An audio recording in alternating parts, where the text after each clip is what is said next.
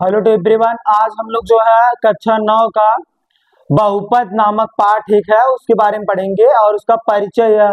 इस पाठ में हम उसके परिचय के बारे में पढ़ेंगे, क्या क्या चीजें कैसे किस तरह से पढ़ना है।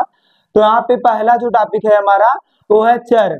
चर क्या होता है ना, चर मीन्स होता है वेरिएबल। वेरिएबल का मतलब होता है जिसका वैल्यू लगातार क्या होता रहता है, चेंज होता रहता है, उसी को बोलते हैं वेरिएबल। क्या बोलते हैं, वेरिएबल कहते हैं।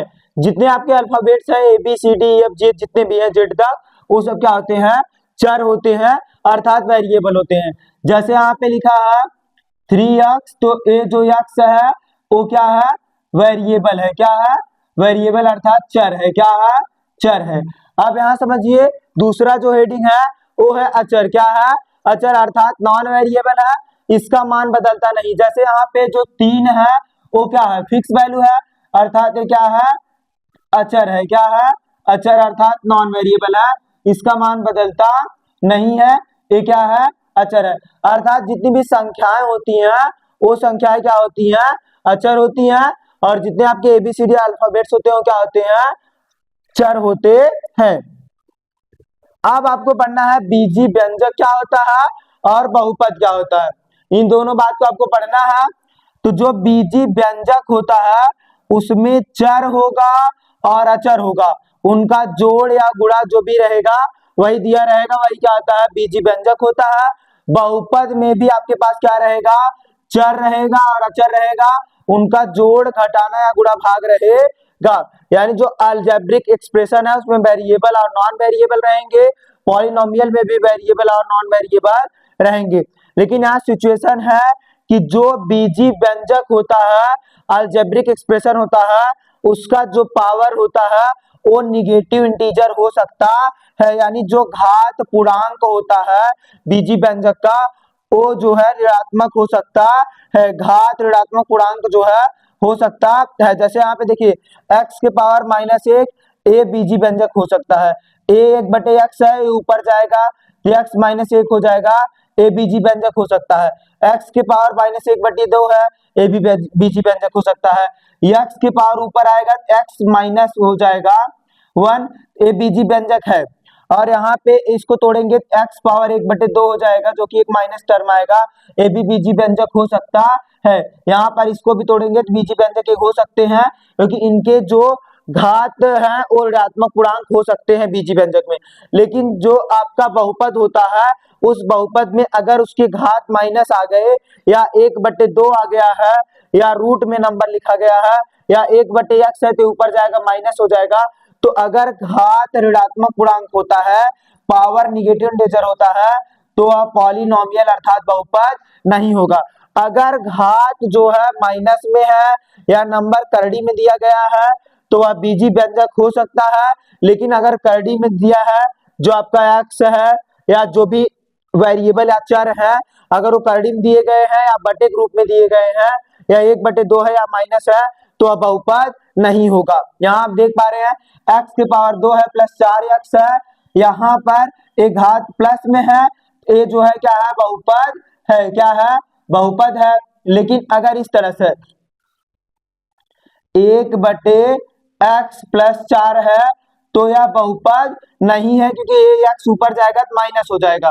और जो बहुपद होता है उस बहुपद में जो आपका घात होता है वो ऋणात्मक पूर्णांक नहीं होता है। अगर यहाँ हम लिखे हैं करड़ी में x, यह जो है बहुपद नहीं है, यह भी बहुपद नहीं है। x के पावर -1/2 है, यहाँ माइनस आ गया तो ये भी बहुपद नहीं है। तो आपको समझ में आ गया होगा कि बहुपद में जो घात होते हैं वो ऋणात्मक नहीं होते हैं, और बीजी व्यंजक में जो घात ऋणात्मक होते हैं वो ऋणात्मक पूर्णांक हो सकते हैं। तो आपको बीजी व्यंजक और बहुपद क्या होता है और चर क्या होता है और अचर यहाँ तक आपको समझ में आ गया होगा। इसका आप स्क्रीनशॉट लेना चाहते हैं ले सकते हैं। अब हम नेक्स्ट स्लाइड पे चलते हैं।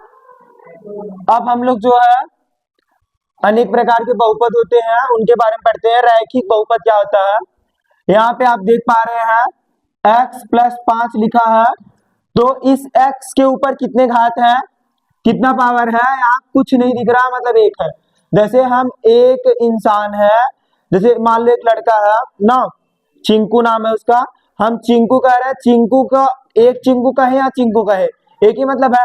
x के ऊपर कोई पावर नहीं मतलब एक है, तो ऐसे जो बहुपद है जिनके ऊपर एक घात होगा, अर्थात देखो जैसे यहाँ 3x लिखा है, इसके ऊपर कोई घात नहीं मतलब कितना घात है, एक है, इसे बोलते हैं रैखिक बहुपद। क्या कहते हैं?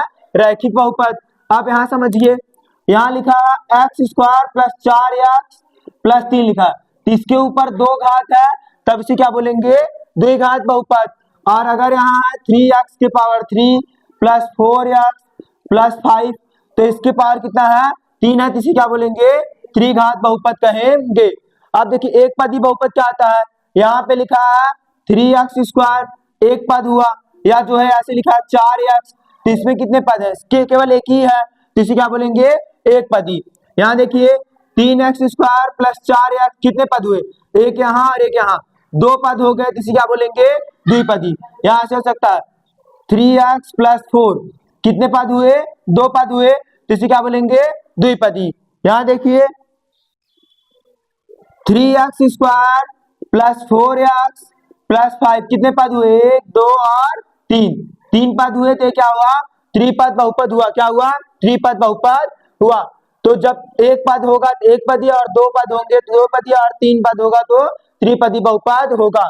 अब अगर आपसे पूछा जाए बहुपद की घात बताइए, तो इसमें सबसे बड़ा घात क्या है? x के पावर क्या है? 2, इसका घात कितना होगा? 2।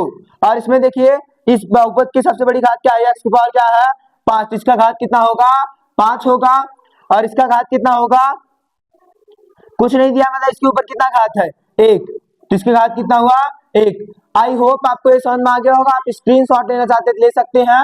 आपको ये वीडियो कैसा लगा? ये अगले पार्ट में हम लोग जो है सवाल लगाना या प्रश्नावली शुरू करेंगे। Thanks for watching this.